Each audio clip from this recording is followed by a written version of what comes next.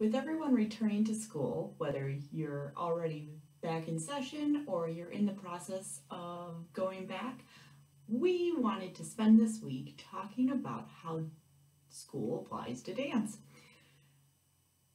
Throughout this week, we're going to talk a little bit about math and how that coincides with our counting and music.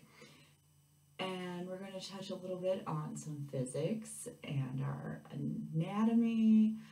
We're going to talk a little bit about art and history and understand that like all these different subjects are applicable to dance.